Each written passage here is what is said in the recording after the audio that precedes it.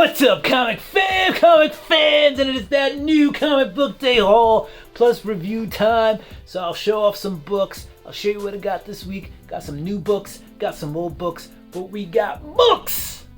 And it is the most exciting time of the week! And we're gonna talk about it right after this! Spartans! What is your profession? Woo! Welcome back! Alright, and if you like the content, don't forget to like, subscribe, hit that notification bell. Go ahead and comment down below. Leave that thumbs up. Let's go! Alright, we're gonna get into the books. I don't know why I'm excited. I don't know. I just picked up some books. Anyway, I got American Vampire number 1. That's Scott Snyder, Raphael Albuquerque, and Stephen King worked on this. I have the trade, but I picked up issue number 1. $8 price tag, but I think I got 20% off of it. So, what did I pay? $6 or something like that? Cool. It's not really $6. It's like 6 and change or some number like that. Let's see. Oh, it's $8. It's 80 cents off. 10%. Math. $1.60. Yeah, so what did I pay? Math. $6.40 for that book. Anyway. Then we also got, for $16, we got Wolverine number 3. So I've had issues 1 through 4. Well, sorry, I had issues 1, 2, and 4. Now I finally got a 3. And this 3 is like a really nice copy. So this is like a really nice copy. And they had issues 2 and 4. They didn't have a 1, but this one is so clean. I might think about picking up the other ones just to get some clean ones. I know my 4 is kind of busted. Anyway, those were some new pickups for this week. Some older pickups that I just got. That American Vampire. Gotta put a board in here. And that Wolverine. Alright. So now let's get to the new comics this week. Alright. And I've really been enjoying this series since they kind of, not rebooted, it just got a new writer on it. But this is Catwoman number 44. And this is the Jenny Frison cover. Anyway. Yeah, that's a nice cover. So in this, you have a roller derby kind of game going on. Catwoman and Harley Quinn are part of a team from Gotham, South Gotham, I believe. Roller derby team. And all heck breaks loose when Red Claw enters the fray, who's from Batman the Animated Series. So I won't tell you how it ends in here because I try not to spoil anything, but you do have the first appearance of a character from Batman the Animated Series finally in a Batman adjacent book with Catwoman, issue number 44. What I will say is the first cameo was in Catwoman 43. And man, is this not a sexy cover. Anyway, next up from DC in my second book this week and last book this week from DC, we got Black Adam number 1. And this is a good one. If you watched me talk about the preview, you will know that there's going to be a new Black Hammer. Sorry, spoiler. Did I say Black Hammer? Black Adam. How many times did I say Black Hammer before I corrected myself to Black Adam? Oh, definitely a hammer in this room right now. Anyway, yeah, this is the first issue of a limited series, and it looks like it's gonna be a good one. Black Adam, as always, is his usual overconfident, politically motivated superhero or anti-hero, if you will.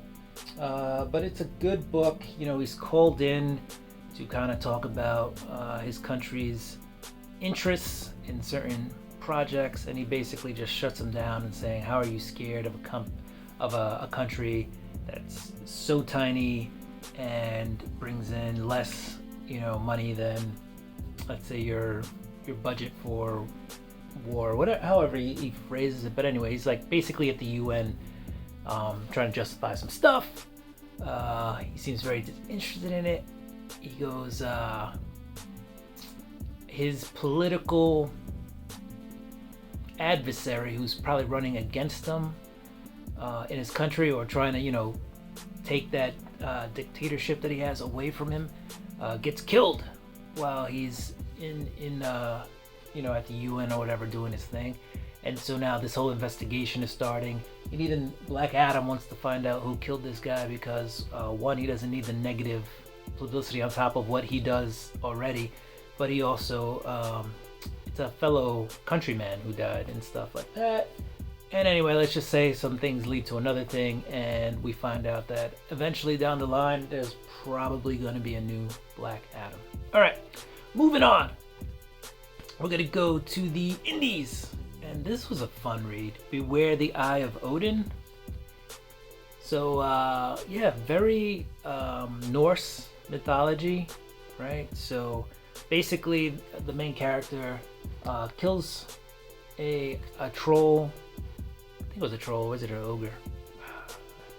Man, difference between trolls and ogres. But it's I'm pretty sure it was a troll. And anyway, kills it, but gets this Eye of Odin amulet. And thing is, if you don't return it to its rightful owner within a set amount of time, you suffer from lesions and basically wither away and die.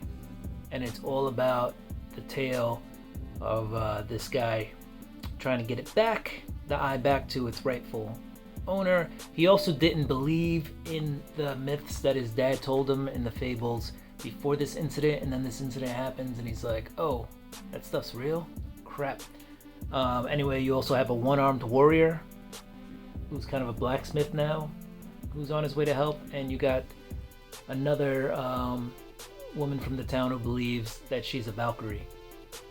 And yeah, it's funny. It's got some good comedic moments in there. I really dig it. I really like it. Definitely worth a pickup. All right, let's get into the rest of the books. Next up, we have Gunslinger Spawn number 9, and I picked up this cover. Well, this is actually the A cover, but I've continued with Gunslinger Spawn just because I like the character. He's a lot different Spawn. He's a grittier Spawn.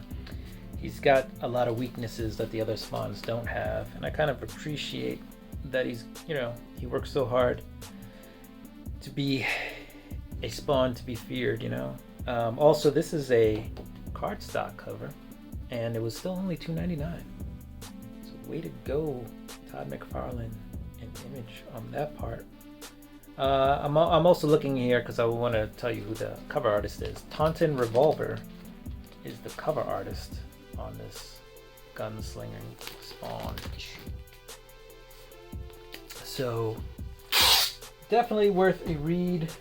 Definitely worth a pickup for the cover. I have not read it yet. I don't even know why I'm sealing it right now, because I have to just open that back up to read it once we're done with this. All right. Also from the indies are 2 other books that I have read. Nocterra, which starts a new arc in the Nocterra series, and this is really good. And there are some things that happen in this book that will leave you going, So as you know, there's like 2 main characters in this book.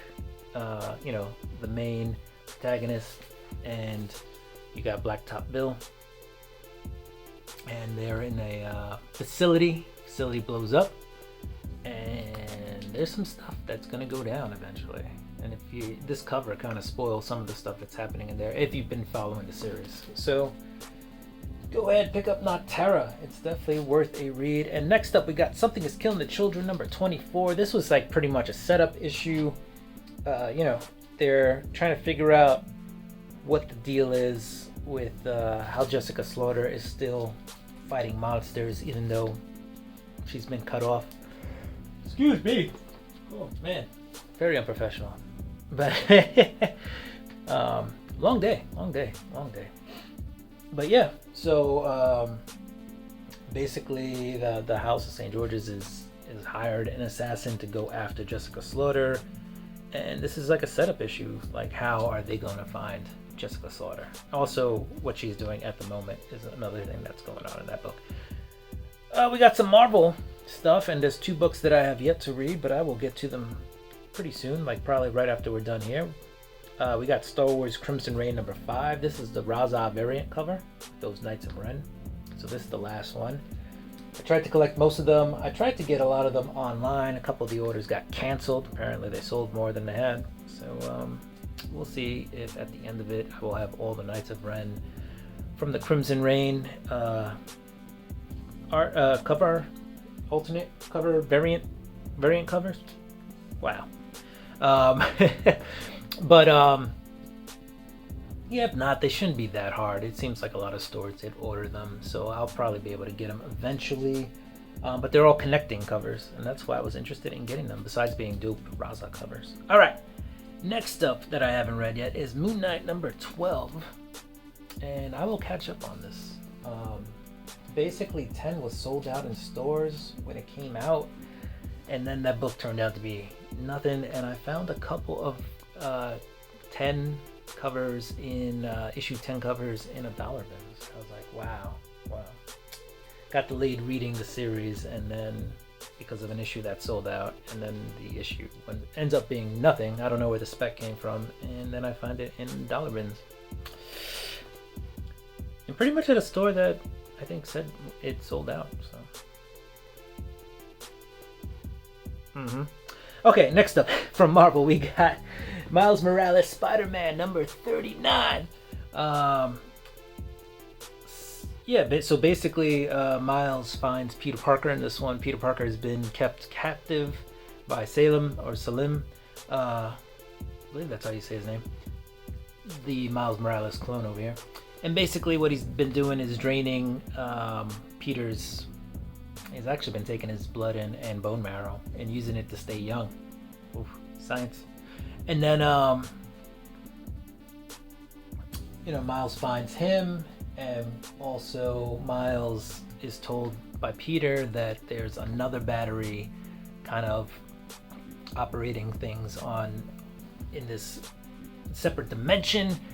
They're in Brooklyn, if you don't know, and there's a force field around Brooklyn, and there's another battery, another person who's powering that force field around Brooklyn, which doesn't allow other heroes to come in and kind of save them from this dictatorship that has now arisen due to this Miles clone that's taken over this dimension's version of Brooklyn.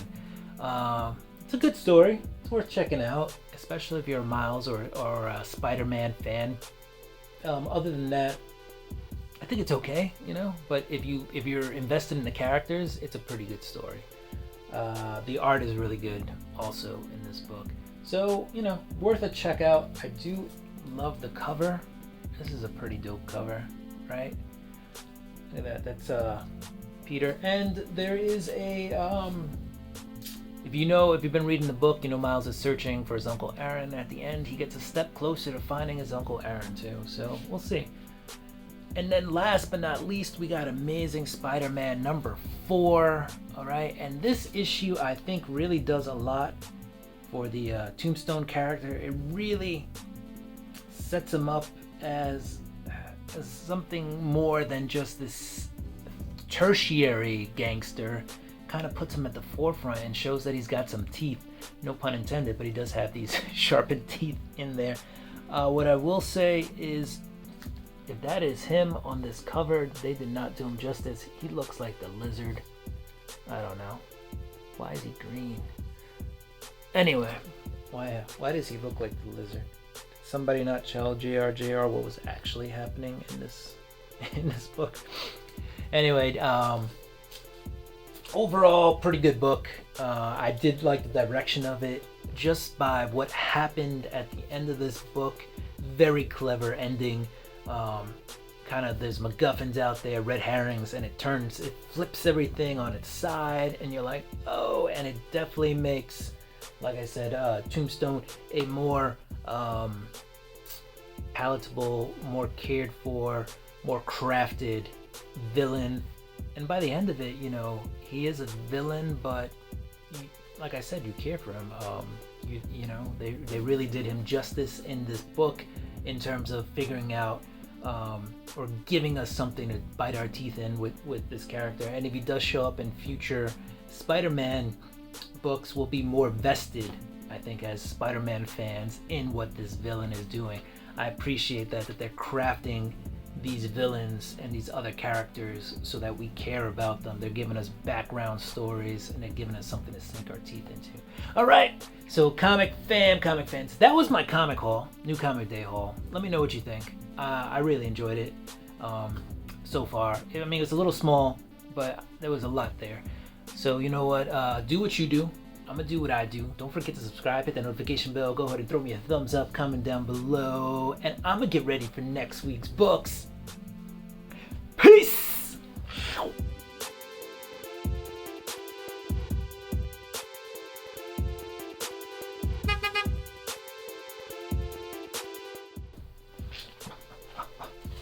Bam! You didn't see that coming.